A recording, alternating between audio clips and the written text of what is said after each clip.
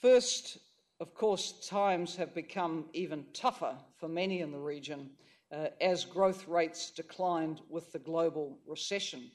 But I think it's also worth pointing out that if you take that time frame 1990 through to 2005, and 2005 is the latest where we have these particular figures for the region, those living on under $2 a day had scarcely shifted down at all. So you'd had 15 years where whatever the growth figures were, it wasn't resulting in any significant poverty reductions. There's a lot of frustration when things are just frozen in one's extremely meagre living standards. In Egypt, the World Bank estimates that for these 2005 figures, around 19% of people were living on under $2 a day.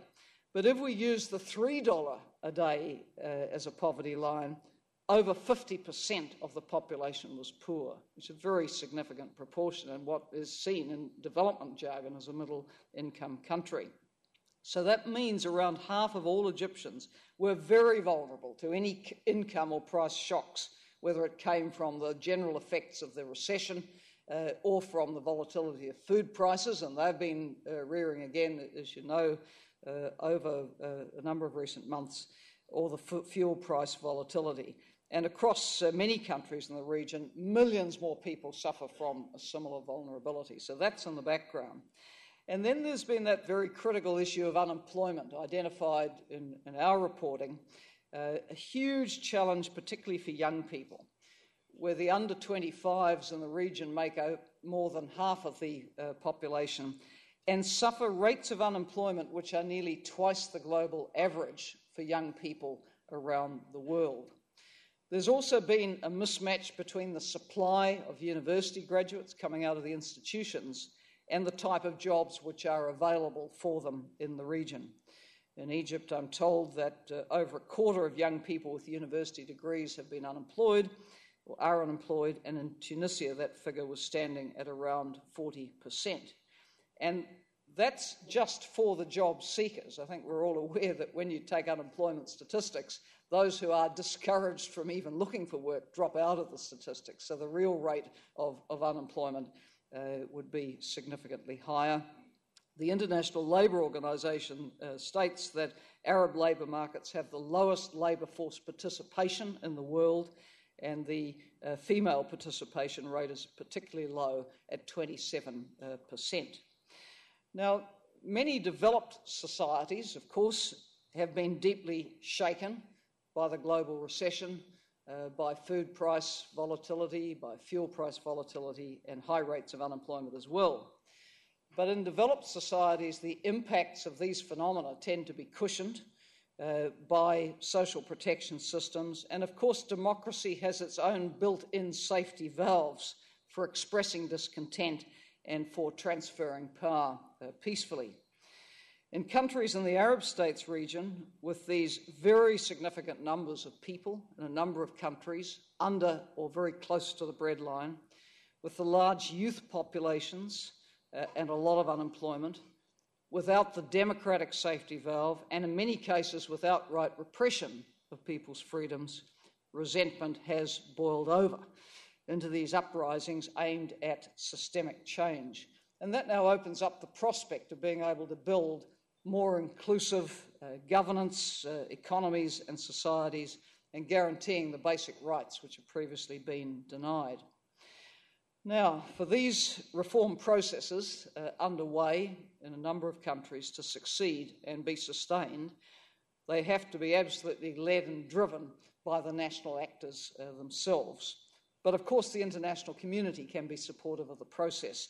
And I just wanted to very briefly highlight some of the ways in which UNDP has been becoming involved with reference particularly to Tunisia and to Egypt.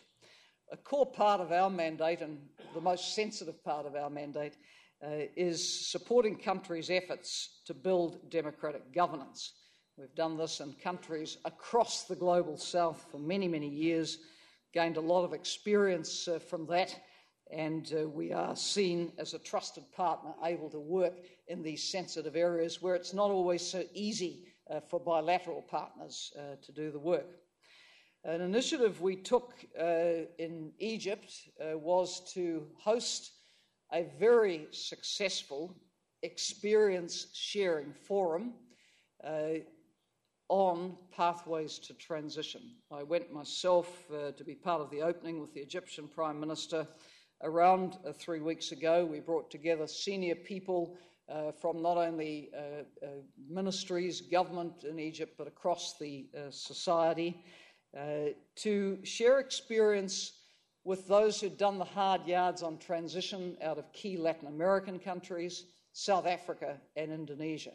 This was very well received in Egypt, to hear of pathways others had trodden out of authoritarian regimes to something democratic and immensely better.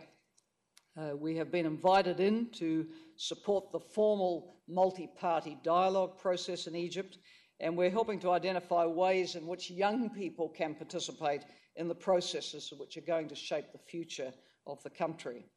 We're mobilising support for the development of the human rights architecture in Egypt, the anti-corruption mechanisms, and the decentralisation and building local governance agendas, and are fielding experts to provide advice on asset recovery and security sector reform. You'll recall that the police have been an area of particular concern there.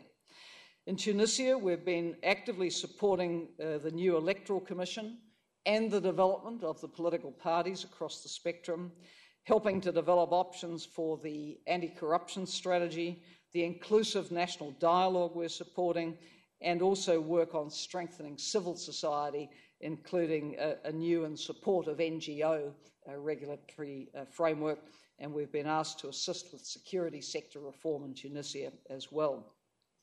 I want to emphasise that across this work, I do think it's very, very important to be speaking out for and protecting the rights of women and girls, to ensure that their voices are heard too, and that they're represented at the decision-making tables. I think this audience would be well aware there's been quite a lot of concern that the status of women not go backwards in the transition period. But of course, building democratic governance alone is not enough. It has to be supplemented by supporting more inclusive economic growth, which is genuinely going to reach out to those young people who've been denied opportunity and to groups who've been marginalised in the economy and the society generally. While the longer-term strategies are put in place, and we'll certainly be part of the advocacy for more inclusive growth models, we do have quick win job creation experience to put to work. We have been promoting job creation through small and medium-sized enterprises in Egypt and through microcredit, and are helping design a public works program to address short-term economic recovery challenges.